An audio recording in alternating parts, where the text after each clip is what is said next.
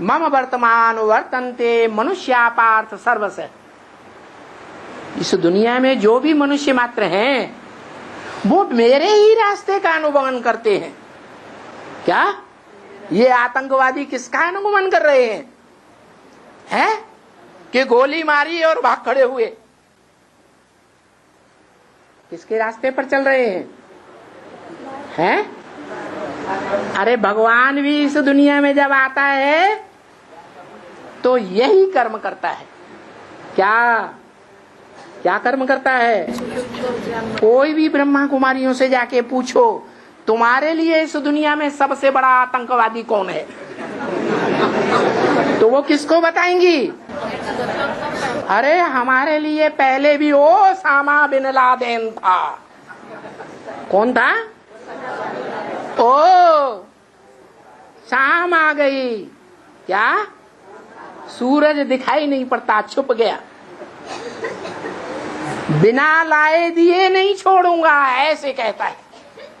जो भी तुम्हारे पास धन है, जो भी तन है, जो भी मन की शक्ति है, वो सब लाओ मुझे दे दो, जैसे मैं चलाऊं वैसे चलो। सारी दुनिया को ऐसे सरेंडर होके चलना पड़ेगा। ये ओसामा बिन लादेन नाम पड़ा, नाम किस आधार पर पड़ता है? काम के आधार पर। वो बेहद का काम, वो बेहद का ओसामा बिन लादेन ही करता है। क्या? घड़ी घड़ी देवभान से मरता है, फिर कोई न कोई ओसामा बिन लादेन जैसा पैदा हो जाता है। तो देखो दुनिया में जितने भी कर्म करते हैं मनुष्य, वो किसको फॉलो करते हैं? किसको फॉलो करते? देवताओं को फॉलो करते या भगवान को फॉलो करते?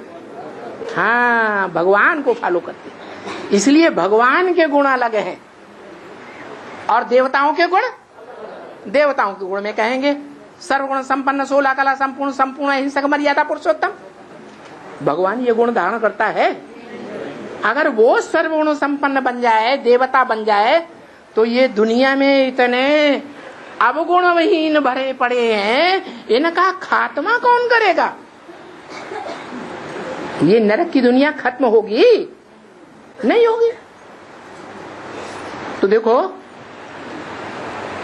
भगवान भी वही कर्म करता है जो दुनिया के चोर डकैत करते हैं। बड़े बड़े चोर डकैत, दक्षिण भारत का वीरप्पन, क्या नाम? वीरप्पन। अप्पन माने बापों का बाप, वीर माने वीरता में। कैसी वीरता की? सालों साल इंडिया की गवर्नमेंट उसके पीछे पड़ी रही पकड़ने के लिए, मारने के लिए, लेकिन मार नहीं सकी। उसके अपने अंदर के ही ग्रुप वालों ने उसके साथ दगा किया। यहां भी ऐसे ही है। बाबा कहते मेरे बच्चे ही मेरी सबसे जास्ती गानी करते हैं, तो बेचारा पकड़ा गया। तो देखो अभी कैसे भी ना कैसे करके वो भगवान बाप इस दुनिया में सबका बाप है, अच्छे से अच्छों का भी बाप है और बुरों से बुरों का भी बाप है। वाणी में भी बोलता है बच्चे तुम्हारा बाप आया हुआ है। क्या? जिन बच्चों की करतूत पर उसको गुस्सा आता है तो कहता है बच्चे तुम्हारा बाप आया हुआ है।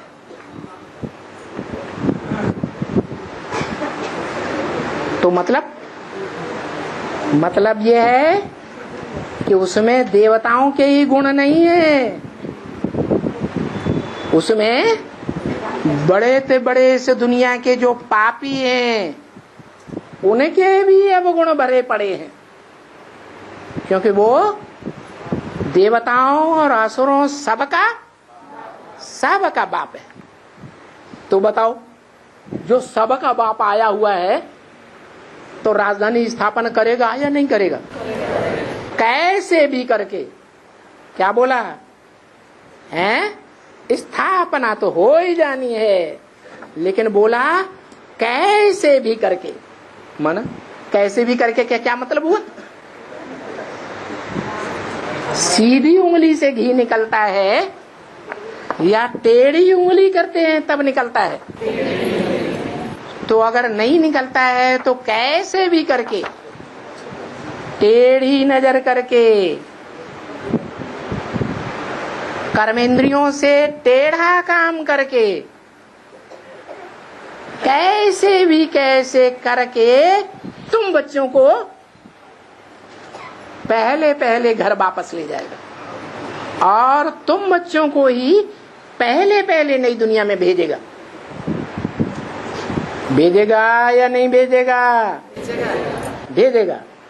लेकिन रेगुलर पंक्चुअल पढ़ाई पढ़ेंगे तब भेजेगा, या 7 दिन में, महीने में एक बार, 2 महीने में दिखाने के लिए एक बार आएंगे तो भेजेगा?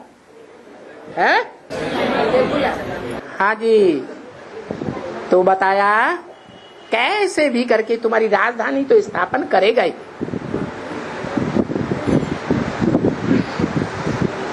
बरोबर जब ये सृष्टि खत्म हो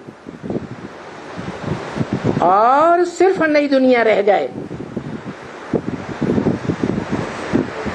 तब बच्चे मेरे साथ आएंगे। कहाँ आएंगे? मेरे साथ आएंगे। क्योंकि युद्ध करने से थकान होती है या नहीं होती है? हैं? अभी तुम बच्चे माया से युद्ध करते हो या नहीं करते हो? हैं? माया से युद्ध करते हो, और जो मायावी इंद्रियां, भ्रष्ट इंद्रियां हैं, उनसे युद्ध करते हो। युद्ध करके उन इंद्रियों पर, चाहे प्रबल से प्रबल काम इंद्रिय क्यों न हो, युद्ध करके विजयी होते हो और नंबरवार विजयी होते हो। तो जो विजयी बच्चे होंगे वो मेरे साथ आराम लेने के लिए बाप के घर में जाएंगे या नहीं जाएंगे? जाएंगे। अब नई और पुरानी दुनिया को भी बच्चे, तुम्हारी बुद्धि में ध्यान रहता है, नई दुनिया का भी ध्यान तुम्हारी बुद्धि में और पुरानी दुनिया का भी ध्यान। सतयुग को नई दुनिया कहा जाता है। किसको? सत्य युग को। ये दुनिया कैसी है? सत्य युग है या झूठ युग है? ये दुनिया तो झूठ युग है, झूठ खंड है। नई दुनिया को सत्युग कहा जाता है। और सो तो अभी 5000 वर्ष पूरे हुए, अभी भी पुरानी दुनिया है। अभी ऐसे मनुष्यों की बुद्धि में तो ये बात नहीं है क्या कि अभी ये पुरानी दुनिया है और कल नई दुनिया की स्थापना होने वाली है। जो बाप कहते हैं इस पुरानी दुनिया नरक के बीच तुम बच्चों को स्वर्ग का वर्षा देता हूं, जैसे इस ज्ञान यज्ञ के आदि में बच्चों ने अनुभव किया था। क्या हिंदुस्तान पाकिस्तान की लड़ाई में हिंदुस्तान पाकिस्तान में रहने वाले लोगों के बीच खून की नदियां बह रही थी और कराची में समंदर के किनारे तुम बच्चे उस बंगले में आराम से रहे पड़े थे। तुमको कोई प्रकार का दुख नहीं था, कोई प्रकार का मेंटल टेंशन भी नहीं था। क्या जो वहां के मुसलमान थे वो भी तुम्हारी बड़ी कदर करते थे। तो जैसे आदि में छोटा रूप था, अभी अंत में बड़ा रूप होगा। कैसा बड़ा रूप होगा? नरक की दुनिया के बीच तुम बच्चे स्वर्ग का, सुख का अनुभव करेंगे। ये बात अभी ऐसे मनुष्यों की बुद्धि में नहीं है। मनुष्यों की बुद्धि में तो सतयुग लाखों वर्ष का है। क्या लिखा है शास्त्रों में? सतयुग लाखों वर्ष का। सतयुग की आयु बहुत बड़ी बताते हैं। तो त्रेता भी ऐसे ही होगा, द्वापर भी ऐसे ही होगा। कलयुग के लिए तो कहते हैं अभी 40,000 वर्ष हुए। कितना? नहीं, 40,000 वर्ष पड़े हैं कलयुग पूरा होने में। 5,000 साल पहले आज से महाभारत युद्ध भगवान ने कराया था, ऐसे कहते हैं। अरे 5,000 साल पहले अगर भगवान ने महाभारत युद्ध कराया द्वापर के अंत में, तो क्या भगवान ने आकर के पापी कलयुग की स्थापना की? भगवान ऐसे करता है? फिर भगवान को कौन मानेगा जो आकर के पापी दुनिया की स्थापना कर दे? कितनी झूठी झूठी बातें शास्त्रों में लिखी हैं। अरे भगवान तो आता ही तब है जब ये दुनिया पुरानी होने लगती है, तो ढेर के ढेर धर्मपिताएं नंबरवार आते हैं इस दुनिया की मरम्मत करने के लिए। इस दुनिया रूपी जो मकान है, इसकी टाइम टू टाइम वो धर्मपिताएं आके मरम्मत करते हैं, नया मकान नहीं बनाते। वो तो सब भगवान के बच्चे हैं। बच्चे नया मकान बनाते हैं या बाप बच्चों के लिए नया मकान बनाता है? तो सब धर्म पिताओं का बाप वो एक है, बापों का भी बाप, जो सारी मनुष्य शक्ति का बाप भी है, जिसे हर धर्म में आदम, एडम, आदिनाथ, आदिदेव के रूप में याद किया जाता है, जिसमें वो आत्माओं का बाप परम पिता शिव प्रवेश करता है, तो उसे परम पिता परमात्मा कहा जाता है।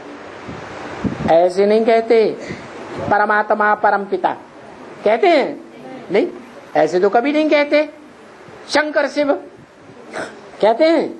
नहीं कहते। क्या कहते हैं? शिव शंकर कहते हैं। बड़े का नाम पहले, जो ताकतवर है उसका नाम पहले, और कमजोर का नाम, बच्चे का नाम बाद में।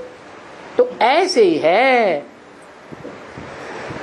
तो उनके तो ख्याल में भी नहीं आता है मनुष्यों के। तो तुम बच्चों को एक तो खुशी भी होनी चाहिए, अभी एक जन्म बाकी पवित्र रहेंगे, तो क्या बड़ी बात है? एक जन्म में भी ढेर सारा तो बीत गया, विकारी इंद्रियों का सुख लेते लेते। अब थोड़ा समय रहा हुआ है।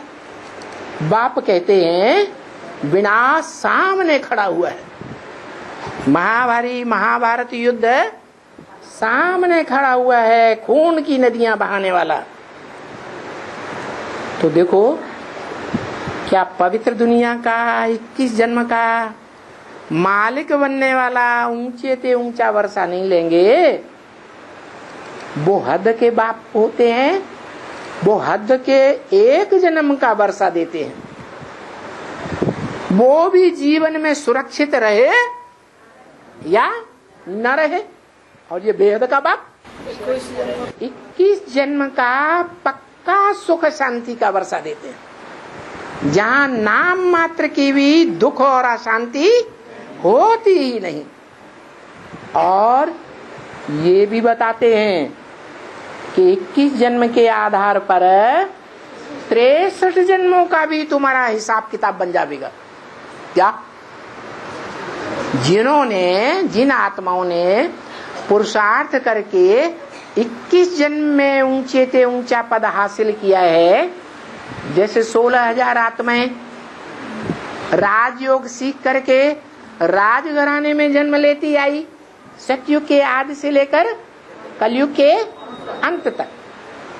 वो आत्माएं द्वापर कलयुग के 63 जन्मों में भी राजकुल में ही जन्म लेंगी। देखो कितनी बड़ी प्राप्ति बेहद के बाप से होती है, तो कितना ऊंचा वर्षा मिलेगा।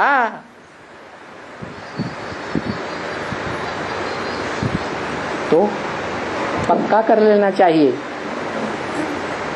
कि जाना तो जरूर है इस रावण के दुनिया से। रावण राज्य को छोड़ करके या खलास करके जाना तो जरूर है। क्या बचेगा? तो कोई भी नहीं। जो जाएंगे बाप के साथ। क्या? जैसे बारात होती है, बारात में जो मुखिया कौन होता है? मुख्य ज्यादा किसका रिगार्ड होता है बारात में? वर-वधू का। तो जो मुखिया होते हैं बारात में, वो वर-वधू के साथ रहते हैं या पीछे पीछे रहते हैं? साथ में रहते हैं। तो जिनको साथ में जाना होगा वो सूर्यवंशी कुल के होंगे, परिवार के होंगे, जो साथ में जाएंगे वो फिर वापस इस नरक की दुनिया में नहीं आएंगे। क्या? नरक की दुनिया में नहीं आएंगे। बाकी और बहुत सी आत्माएं हैं जो परमधाम में बाप के घर में पड़ी रहेंगी, तब तक पड़ी रहेंगी जब तक इस दुनिया में 21 जन्म पूरे हो जाएं सुख की दुनिया के। फिर जब दुख की दुनिया द्वैतवादी द्वापर युग में शुरू होगी, जहां दो दो धर्म पिताएं, दो राज्य, दो भाषाएं, दो कुल, दो मतें होती जाएंगी, बा करके ऊपर से नीचे उतरेंगे। तो दुख की दुनिया में आएंगे या सुख की दुनिया में आएंगे? दुख की दुनिया में आएंगे। और तुम बच्चे इस दुख की दुनिया में वापस कहाँ जाएंगे? सुखधाम में वापस जाएंगे। जो इस विनाश के पहले मरते हैं, क्या जीते जी मरते हैं? काहे से? देवभान से मरते हैं, आत्माभिमान में जीते हैं। उनको नई दुनिया में ही जन्म मिलेगा।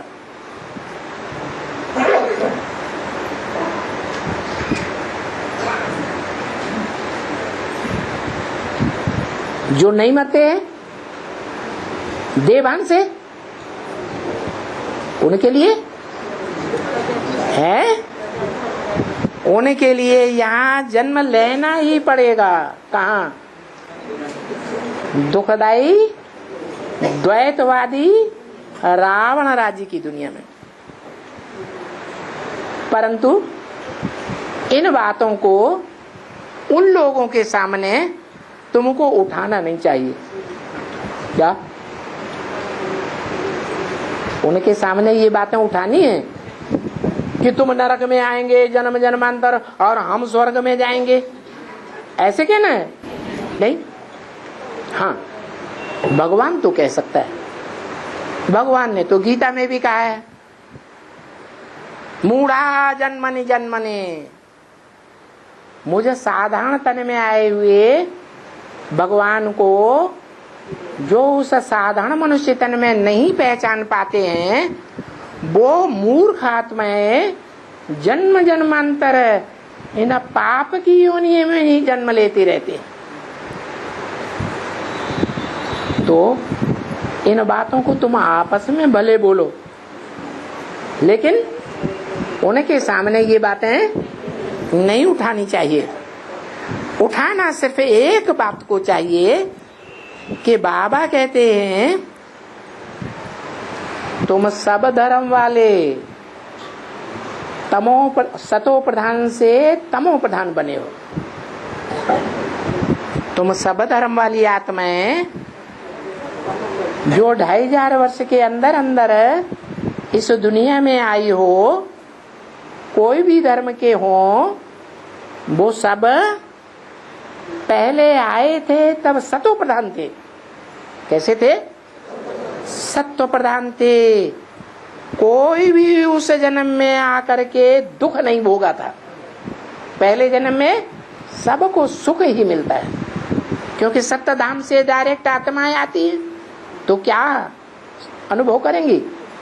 सुख का अनुभव करते। अभी बहुत जन्मों के बाद भ्रष्ट इंद्रियों से सुख भोगते भोगते तुम तमो प्रधान बन गए हो। क्या? तो कैसे बन गए हैं? बाप ने तो तरीका बता दिया। क्या तरीका बताया? संग के रंग से नीचे गिरते हैं या ऊपर भी उठते हैं, और संग के रंग से ही नीचे ऊपर जैसे उठना गिरना होता है, वैसे ही अन्न दोष से भी नीचे गिरते भी है और ऊपर भी उठते हैं। किसके संग से नीचे गिरते हैं? इस दुनिया के जो भी देहधारी हुए हैं, चाहे बड़े बड़े से बड़े देहधारी धर्म पिताएं ही क्यों न हुए हों, उनका इंद्रियों का संग का रंग करने से नीचे गिरे हैं। वो खुद भी नीचे गिरते हैं धर्म पिताएं, और अपने संग के रंग में आने वालों को भी नीचे गिराते हैं। इंद्रियों से ही नीचे गिरना होता है, इंद्रियों से ही ऊपर उठना होता है। अभी उल्टी बात है। वो देहधारी धर्मगुरु नीचे गिराते हैं, उन देहधारियों के फॉलोअर्स भी नीचे गिराते हैं। लेकिन जो देहधारी नहीं है, किसी जन्म में देहधारी नहीं बनता, देह को धारण करने वाला नहीं बनता, देह में जिसकी बुद्धि नहीं धरी रहती, पतित से पतित दुनिया में आता है, पतित से पतित कामी कांटे में आता है, तो भी बुद्धि से पतित नहीं बनता है। वो सदैव सत्य के स्टेज में रहने वाला सत्य बाप, जिसको कहते हैं गॉड इज ट्रुथ। क्या? God is truth, truth is God. वो सत्य बाप, सत्य साईं बाबा सत्य बता करके सत्ययुग की रचना कर रहा है। तो जो 100% सत्य है सी भी सत्य, हो सी भी सत्य। क्या? अभी भी सत्य है। सिख लोग कहते हैं भविष्य में भी सत्य ही साबित होगा, और पास्ट में भी सत्य ही था। उस एक के संग के रंग में प्रैक्टिकल में आएंगे, इंद्रियों के द्वारा, शरीर के द्वारा प्रैक्टिकल कहा जाता है। चाहे ज्ञान इंद्रियां हो और चाहे भ्रष्ट इंद्रियां हो, कोई भी इंद्रियां हो, वो जिसके संग के रंग में आएगा उसका कल्याण ही कल्याण करेगा, अकल्याण नहीं कर सकता। इसलिए उसका नाम शिव है। वो सदैव सदा शिव कहा जाता है, कभी अकल्याण करता ही नहीं। तो बताया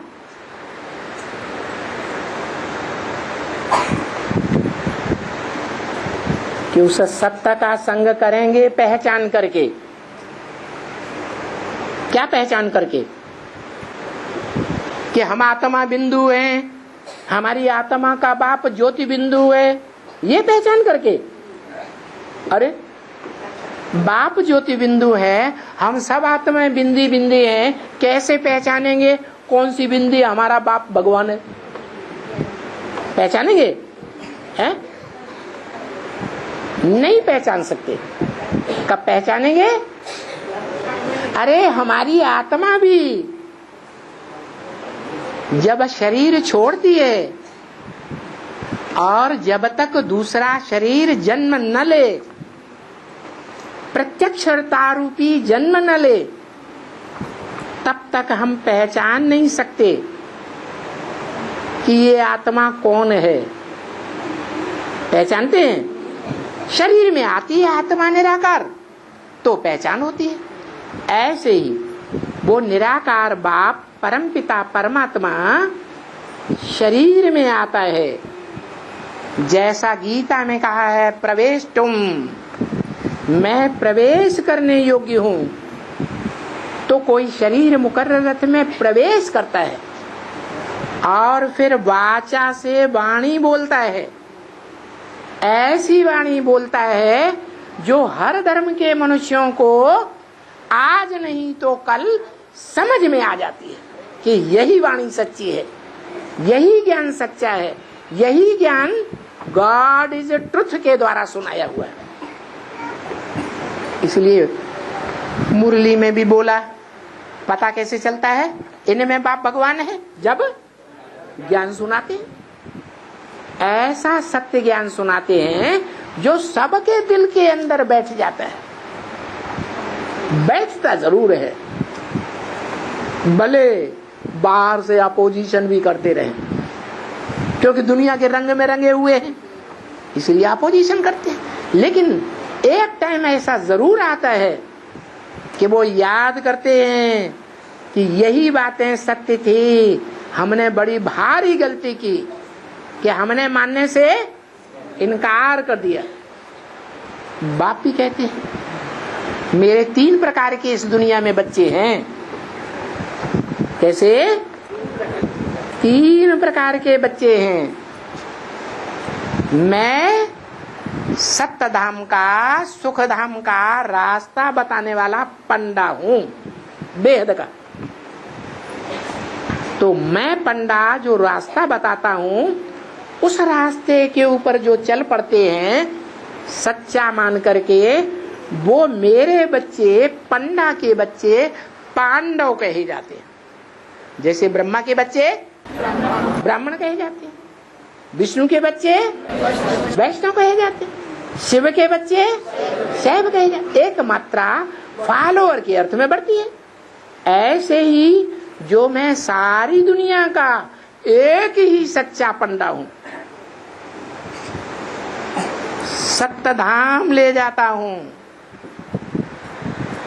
सुखधाम में भेजता हूं।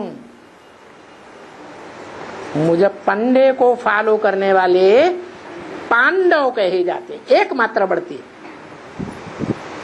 लेकिन वो पांडव बहुत होते हैं दुनिया में या थोड़े होते हैं? कितने थोड़े? इतने थोड़े होते हैं कि उनकी संख्या उंगलियों पर गिनी जा सकती है। इतने थोड़े। इसलिए गायन है शास्त्रों में 5 पांडव थे। कितने? 5 पांडव थे महाभारत युद्ध होने से पहले। और जब युद्ध संपन्न हुआ, उन पांडवों की जब विजय हुई तो उनकी संख्या 5 अक्षोणी से वो 5 से बढ़कर के 7 अक्षोणी हो गई। तो देखो अभी भल तुम बच्चों की संख्या बहुत थोड़ी है, लेकिन बाप को पहचानने वाले, बाप को फॉलो करने वाले उन पांडवों की संख्या बहुत हो जाएगी। संख्या को देखना अच्छा है, नंबर को देखना अच्छा है या क्वालिटी को देखना अच्छा है? क्वालिटी को देखना चाहिए।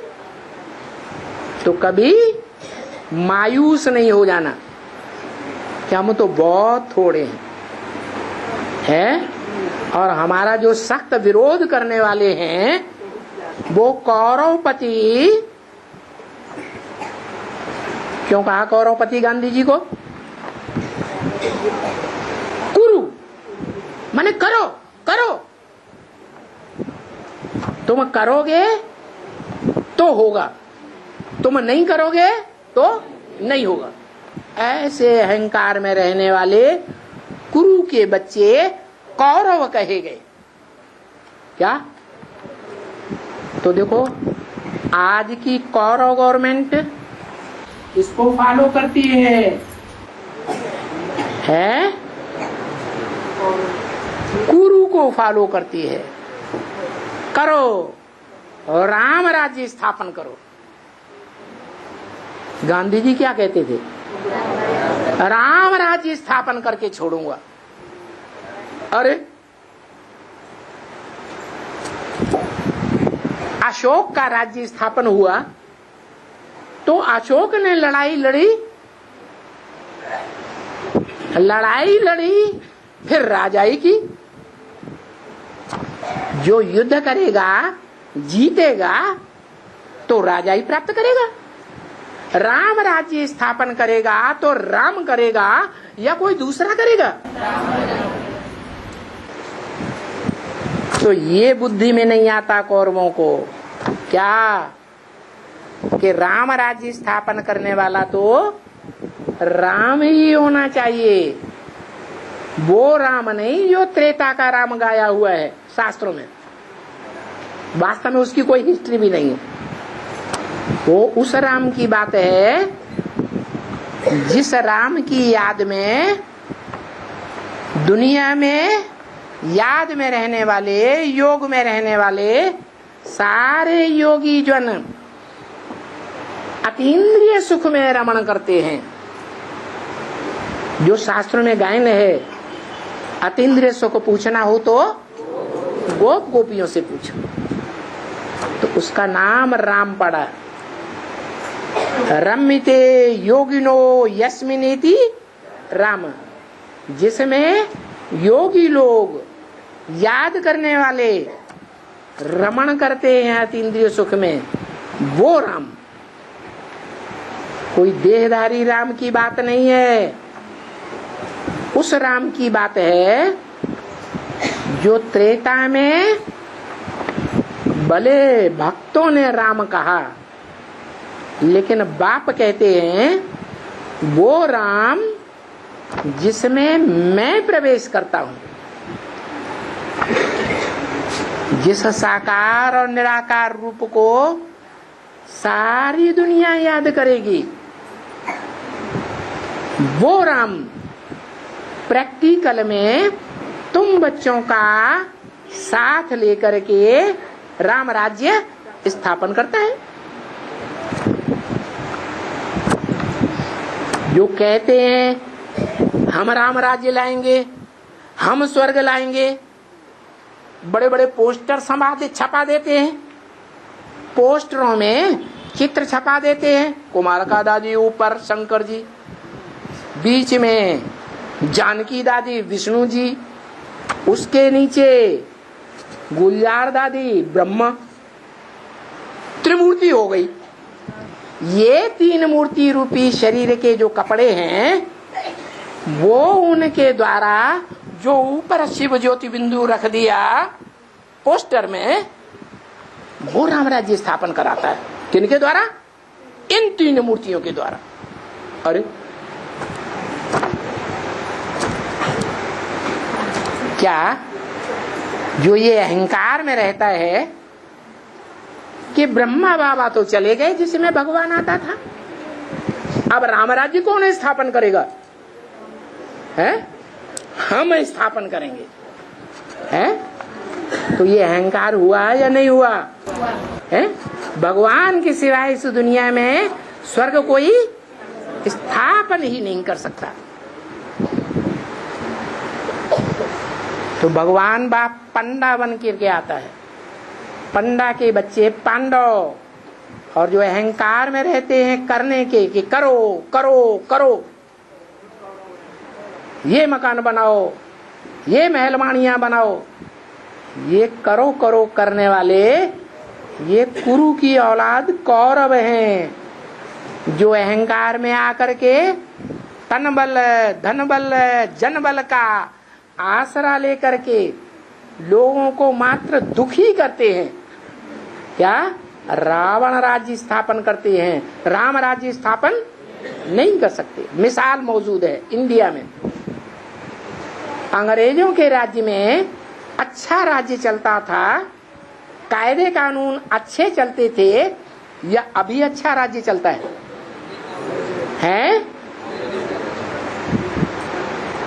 अभी राज्य करने वाले पुलिस का आधार लेकर के राज्य कर रहे हैं, मिलिट्री का आधार लेकर के राज्य कर रहे हैं, या आत्मिक स्थिति के आधार पर राज्य कर रहे हैं? अरे आत्मिक स्थिति के आधार पर राज्य तो भगवान ने करना सिखाया था, उसका नाम ही है राजयोग। उसमें ये राज भरा हुआ है। क्या क्या राज भरा हुआ है? कि आत्मा समझ करके उस परम पिता परमात्मा को याद करो और इंद्रियों से कर्म करो। सन्यासी नहीं बनना है कर्म इंद्रियों से कर्म को छोड़ करके, सुख लेना है और सुख देना है। सुख लेने और देने का काम इंद्रियों के द्वारा होता है या बिना इंद्रियों के होता है? चाहे वो भ्रष्ट इंद्रियों हो और चाहे श्रेष्ठ इंद्रियों हो। सुख लेना है तो ऐसा कर्म करो जैसा यादगार मंदिर में रखा हुआ है शिवलिंग। क्या कर्म तो वो ही कर रहा है जो दुनिया कर्म करती है, दुनिया की पैदाइश करने का। लेकिन अंतर क्या है? जो शिवलिंग पूजा जाता है और हमारी पूजा कोई नहीं करता है। मंदिर में भी शिव बीच में रखा हुआ है मुखिया के रूप में, बाकी देवताएं बाजू में रखे हुए हैं दीवार में।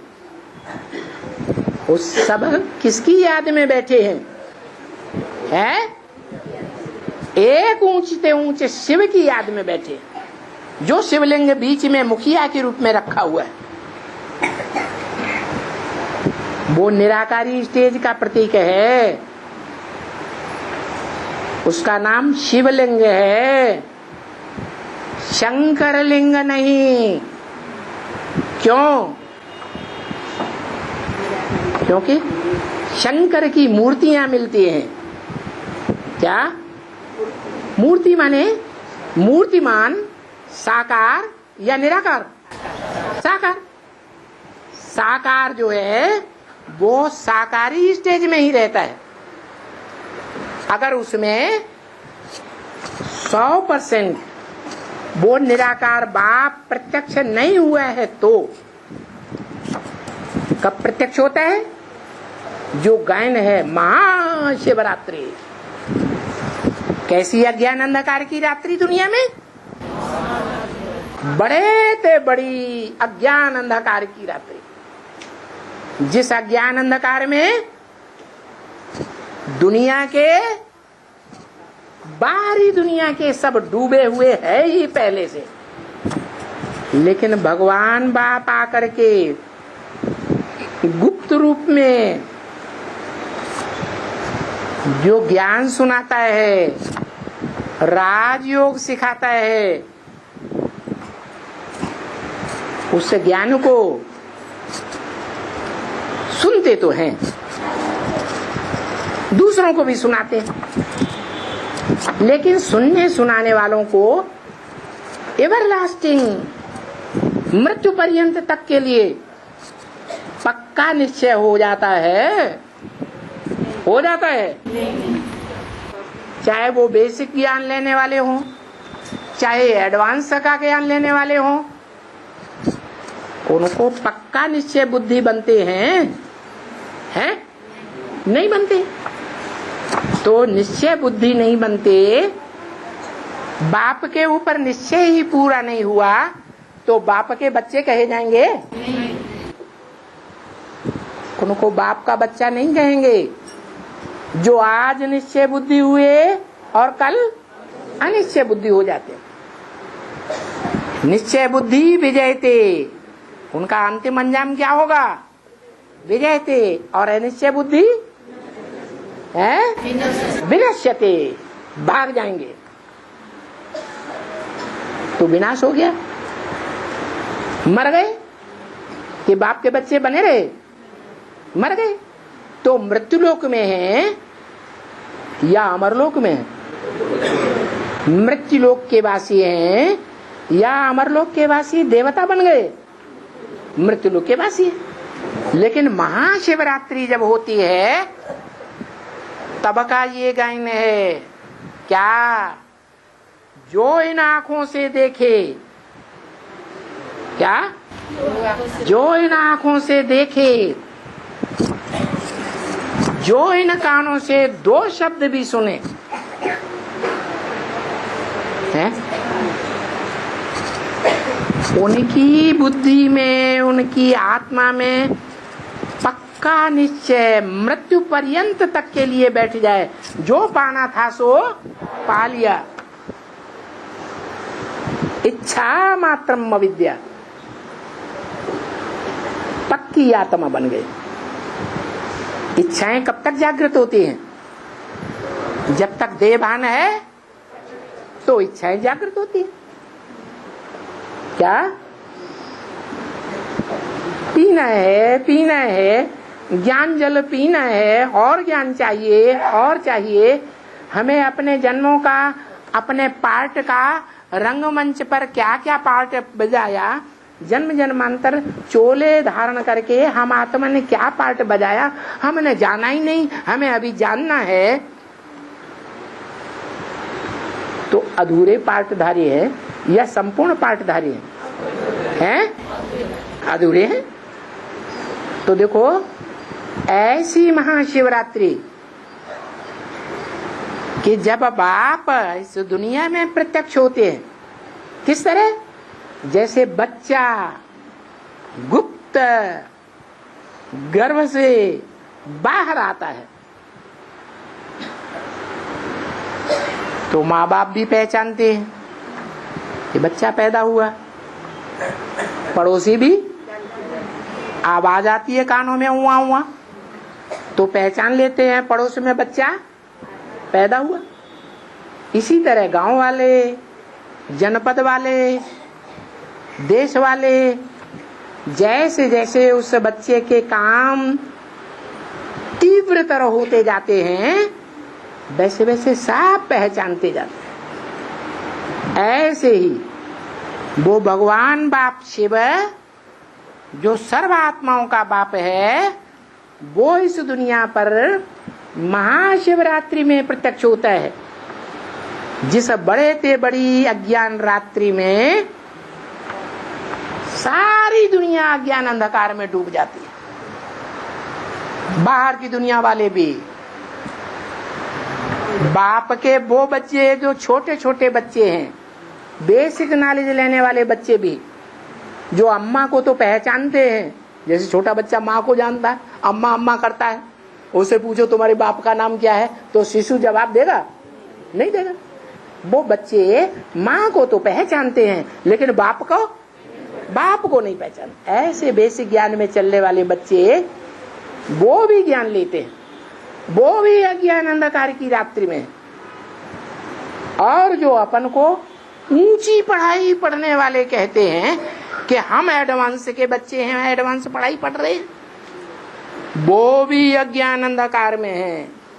क्योंकि वो भी आज निश्चय बुद्धि और कल अनिश्चय बुद्धि होने लग पड़ते हैं। तो सारी दुनिया ज्ञान अंधकार में जब डूब जाती है तब महाशिवरात्रि पक्की पक्की साबित होती है। उस महाशिवरात्रि में भगवान बाप सारी दुनिया का कल्याण करने के लिए प्रत्यक्ष होता है। जो इन आंखों से देखे, जो कानों से आकर के सुने, दो शब्द भी सुने, उसकी बुद्धि में पक्का निश्चय बैठ जाता है कि हमारा बेहद का बाप इस सृष्टि पर आया हुआ है। तो देखो दुनिया की बुद्धि में अभी नहीं बैठ रहा है, क्योंकि दुनिया वाले शास्त्रों के और शास्त्रकारों के प्रभाव में हैं। वो कहते हैं ये कलयुग की दुनिया भी 40,000 वर्ष की है, क्योंकि महाभारत में लिखा हुआ है। महाभारत में जो गीता निकाली गई उस गीता में लिखा हुआ है कि 5,000 वर्ष पहले महाभारत युद्ध हुआ। तो देखो उनके ख्याल में नहीं आ सकता, क्योंकि भगवान को द्वापर युग में समझ लेते हैं। लिखा है संभवामि युगे युगे, मैं हर युग में आता हूं। अरे जब मकान सतो प्रधान है, नया है, तो कोई ऐसा बाप मूर्ख होगा कि नए मकान को तोड़ करके नया मकान बनाए, वो पुराने मकान को तोड़ करके नया मकान बनाए? बनाता है कोई? है? ये दुनिया के गुरु लोग देखो क्या सिखाते हैं कि भगवान बाप जो बेहद का बाप है वो सतयुग में आकर के नई दुनिया रचता है। कहते त्रेता में रचता है राम बन करके, द्वापर में कृष्ण बन के रचता है। ऐसे ऐसी झूठी झूठी बातें सुनाते हैं। नहीं, भगवान बाप तो जब ये दुनिया बिल्कुल पुरानी हो जाती है, ये सृष्टि रूपी वृक्ष तमो प्रधान हो जाता है, इसमें सब धर्म की शाखाएं उत्पन्न हो जाती हैं और बूढ़ी हो जाती हैं, तमो प्रधान सब धर्म तामसी बन जाते हैं। तब भगवान आते हैं, इन सर्वधर्मान परित्यज्य, इन सब धर्मों को त्याग दो। तो धर्मों को त्यागेंगे तो उनके धर्म पिताओं को नहीं त्यागेंगे? हैं? उनको भी मारेंगे गोली, उनकी बात हम नहीं मानेंगे। सर्वधर्मान परित्यज्य मामेकम शरणम भज, मुझे एक धर्म पिता की शरण में आ जा। जो अव्वल से अव्वल नंबर धर्म अल्लाह अव्वल दीन गाया हुआ है, उसकी स्थापना करता हूं। तो देखो अनेक धर्म क्या द्वापर के अंत में हुए, त्रेता में हुए, कलयुग में हुए? नहीं, अनेक धर्म कब होते हैं? कलयुग के अंत में अनेक धर्म होते हैं। और सब कलयुगी तमो प्रधान युग में आकर के अंत में तामसी बन जाते हैं, जर्जरीभूत बन जाते हैं, दुखदायी बन जाते हैं, धर्म के नाम पर अधर्म आडंबर स्थापन करने वाले बन जाते हैं। तब भगवान आते हैं, तो आकर के बताते हैं अब तुम सबको इस दुनिया से वापस जाना है। जो साथ में जाएंगे वो इस पुरानी दुनिया में वापस नहीं आएंगे। जो मेरे साथ साथ नहीं जाएंगे बाराती बन करके, घराती बन करके, बहुत पीछे पीछे जाएंगे, बाद में जाएंगे, तो उनको इस नरक की दुनिया में ही आना पड़ेगा। जो इस विनाश होने से पहले मरते हैं,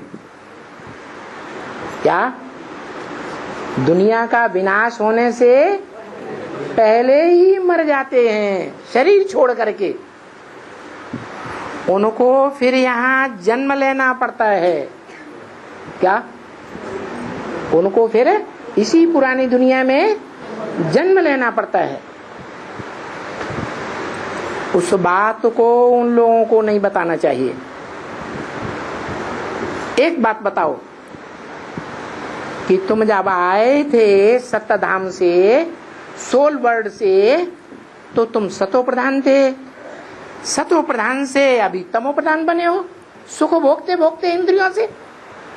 अभी तमो प्रधान से सतो प्रधान बनना है। कैसे बनना है? अनेकों के संग के रंग से तमो प्रधान बने। अब एक आया हुआ है ऊंचे ते ऊंचे सच्चा बाप, जो कभी झूठ नहीं बोलता, कभी झूठ कर्म नहीं करता। जो भी कर्म करता है कर्म इंद्रियों से, सारे ही सत्य कर्म। उस बाप का संग का रंग लो, उसे पहचानो, क्योंकि तुम यही पुकारते हो कि हे पतित पावन आओ। अंग्रेज लोग भी पुकारते हैं हे लिबरेटर आओ। अभी वो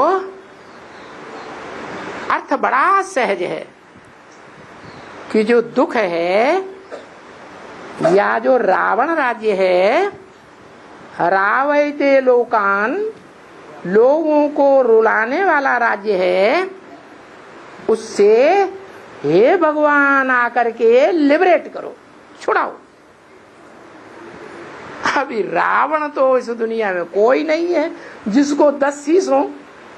कोई ऐसा आदमी है? भारत में कहते हैं एक रावण था त्रेता में 10 सिर वाला। अरे उसके बाल बच्चे भी 10 सिर वाले होने चाहिए। अरे जो 4 सिर वाले होने चाहिए, होते हैं? नहीं होते। ये तो कवियों की भाषा है, अलंकारिक भाषा है, प्रतीकात्मक भाषा है। उस भाषा को या तो समझे कवि जिसने कविता की है, या समझे ज्ञान सूर्य रवि। तो वो ज्ञान सूर्य रवि अभी आया हुआ है जो शास्त्रों का अर्थ बताता है, व्याख्या करता है। अभी रावण वास्तव में कोई नहीं है। क्या? तो जिसका चित्र बनाते हैं वो कोई चरित्र करने वाला होगा ना। तो कैसे कहते हो रावण कोई नहीं है?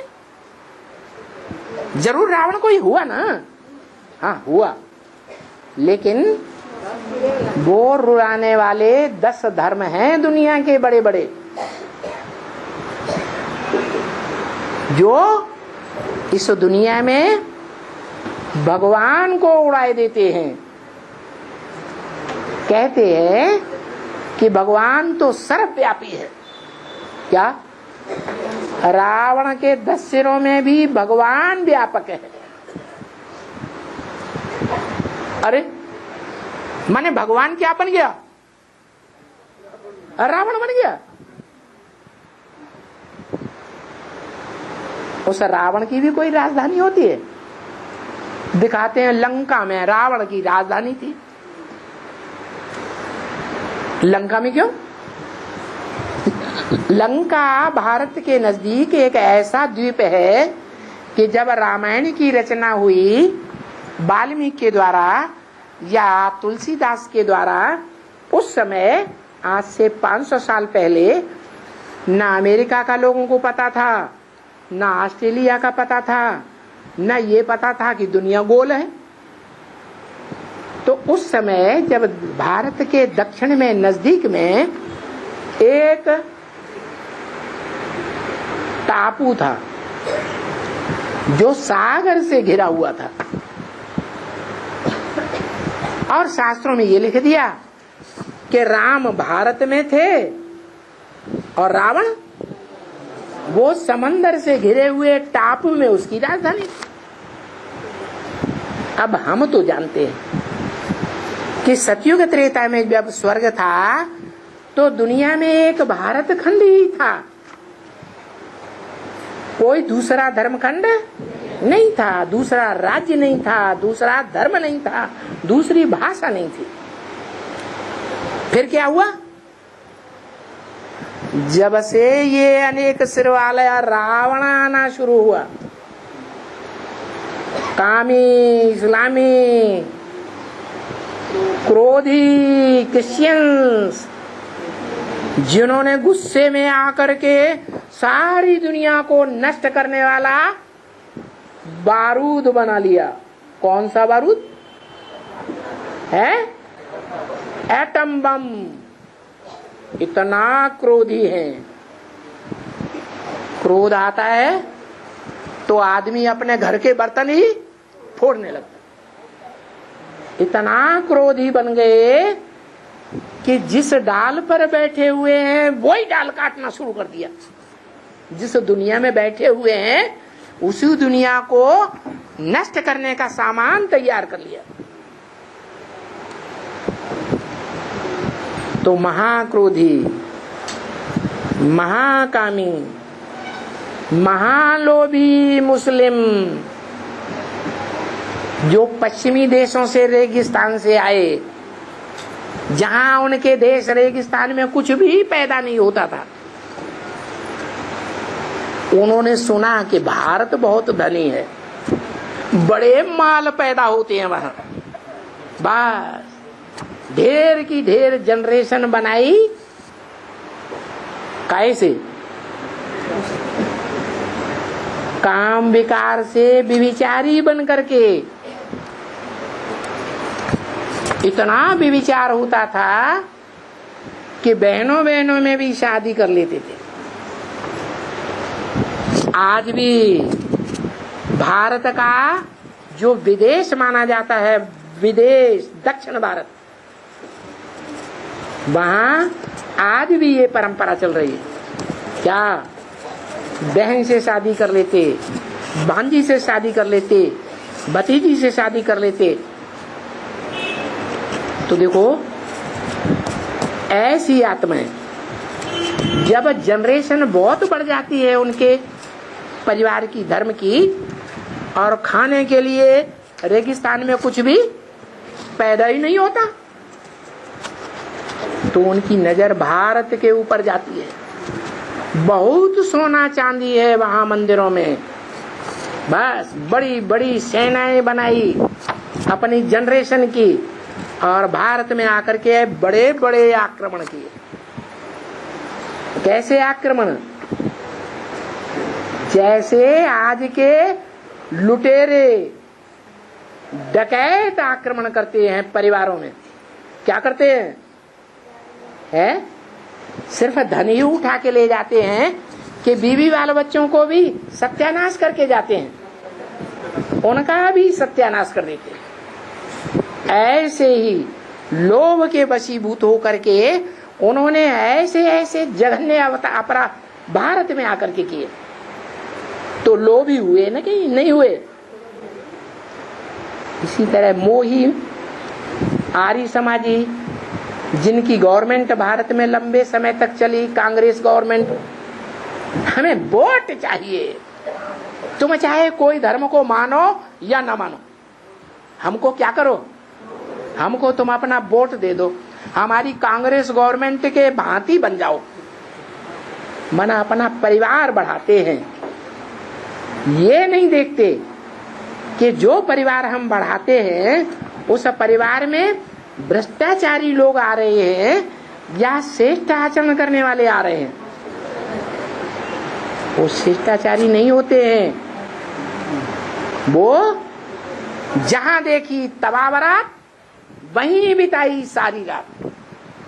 देखते हैं कि ये पार्टी बड़ी पावरफुल है, जीत जाएगी, इसको बहुत साहूकारों से पैसा ज्यादा मिल रहा है, बस उसी पार्टी में पट कन्वर्ट हो जाते हैं। अभी भी कन्वर्ट हो रहे हैं। तो देखो, वो अपनी जनरेशन बढ़ाते हैं, क्वालिटी नहीं देखते। क्या करते हैं? अपनी पार्टी की संख्या बढ़ाते। वो मोह है उनका परिवार के प्रति, तो मोही हो गई। उन्हीं मोही भारतीय कांग्रेसियों कहो, आर्य समाजियों कहो, उन आर्य समाजियों में जिनमें ये मान्यता है कि भगवान तो निराकार है, हम कोई साकार देवता को नहीं मानते, तो आधे नास्तिक हुए या नहीं हुए? कि भगवान को निराकार तो मानते हैं लेकिन उसका साकार रूप नहीं मानते। अरे वो तो आत्मा भी निराकार है, लेकिन आत्मा को मानेंगे तब जब शरीर में होगी, तो वो आधे नास्तिक है। उनसे बनी है भारतीय कम्युनिस्ट पार्टी, और उन्हीं का ही एक बिगड़ा हुआ रूप जो रशिया में राज्य चल रहा है, वो पूरे ही नास्तिक बन गए। क्या? पूरे नास्तिक, न आत्मा को मानते, न परमात्मा को मानते, न धर्म को मानते, न स्वर्ग को मानते, न नरक को मानते, कुछ मानते ही नहीं। किसी बात पर उनको आस्था है ही नहीं। वो अपने ही अहंकार में डूबे हुए अपन को ही सब कुछ मानते हैं। हम चाहें तो इस दुनिया को 2 सेकंडों में नष्ट कर सकते हैं, हम ही भगवान हैं। ऐसे नास्तिक तो सारे मिला करके देखो, मुख्य मुख्य धर्म, उनकी धारणाएं टोटल कितने हुए? 10 सिर हुए। ऐसा कोई एक व्यक्ति नहीं होता है जो 10 सिर वाला हो। ये 10 सिर वाला रावण भगवान के स्थापन किए हुए राजाई को उखाड़ फेंक देते हैं और प्रजा के ऊपर प्रजा का राज्य चलाते हैं। आज सारी दुनिया में प्रजा के ऊपर प्रजा का राज्य है, क्योंकि सारी दुनिया में रावण राज्य है। एक नाम मात्र एक छोटा सा भारतीय देश है, भूटान। क्या? भूटान, जो उस एक राम की यादगार है। जैसे कृष्ण की आत्मा भगवान के आने पर त्रिमूर्ति में से ब्रह्मा का पाठ बजाती है, वैसे ही राम की आत्मा त्रिमूर्ति में से शंकर का पाठ बजाती है। उस राम शंकर के लिए शास्त्रों में कहा गया है, भ्रकुटी विलास सृष्टि लय होई, सपने संकट पर है किसोई। जिसकी भौं के टेढ़े करने मात्र से ही सारी दुनिया का विनाश हो जाता है, उसके ऊपर सपने में भी कोई दुख पड़ सकता है क्या? किसने बोला? लक्ष्मण ने बोला, सीता को बोला।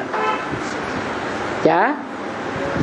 जिस सीता को रावण अपने कब्जे में ले लेता है। क्यों कब्जे में ले लेता है? क्योंकि जो श्रीमत की लीका है, उस लीका का उसने उल्लंघन कर दिया। क्या है श्रीमत की लीका? वो श्रीमत की लीका खींचने वाला कौन था? लक्ष्मण, जिसने लक्ष्य को मार लिया, कैसे भी करके मार लिया। देहम वा पातयामि कार्यम वा साधयामि। ये देह ब्रह्मा की भल छूट गई तो भी उस पद को प्राप्त करके पुरुषार्थ खत्म हुआ। अभी भी वो आत्मा इस दुनिया में कार्यरत है या नहीं है? वो ही लक्ष्मण की आत्मा जो शास्त्रों में शेषनाग का अवतार मानी जाती है। जो नाग वासुकी नाग कहा जाता है, वसु का पुत्र वासुकी, मात्रा बढ़ गई। वसु माने धन संपत्ति। दुनिया में सबसे बड़ी ते बड़ी अखूट धन संपत्ति कहाँ कहेंगे, किसके पास है? ऐसी धन संपत्ति जो कभी खूटती ही नहीं है। कौन है? धीरे से क्यों बोलते? शिव बाप, सुप्रीम सोल, वो एक ऐसी अखूट धन संपत्ति का भंडार है जिसके लिए गायन है क्या? पूर्णमिदं पूर्णमदः पूर्णात् पूर्णं यदुच्यते पूर्णस्य पूर्णमादाय पूर्णमेवावशिष्यते।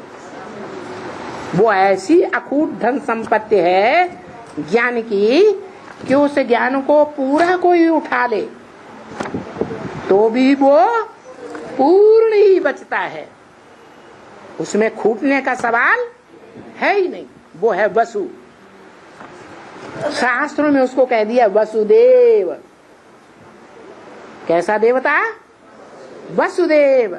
और उसके पुत्र का नाम वासुदेव। मात्रा बढ़ गई कि नहीं? उसको कृष्ण का रूप दे दिया।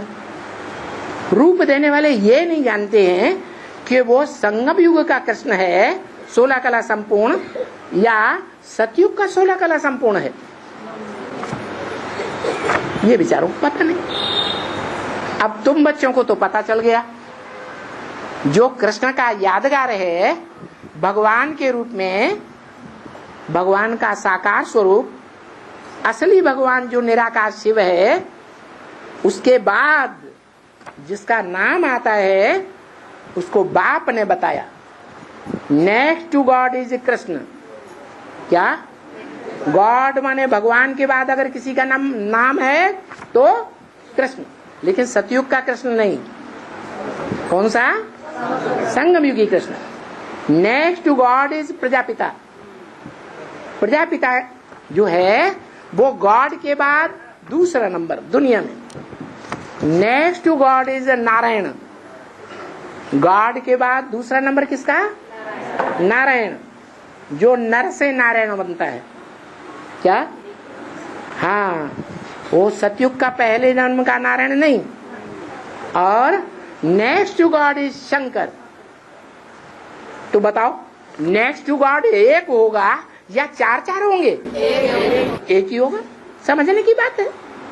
वो एक ही आत्मा है जिसको शास्त्रों में अनेक नाम दे दिए, एक ही श्लोक में ढेर नाम दे दिए। अच्युतम केशवम राम नारायणम कृष्ण दामोदरम वासुदेवम हरिम गोपिका वल्लभम राम, जाने क्या क्या सारे नाम गिनाई दिए। ओम शांति।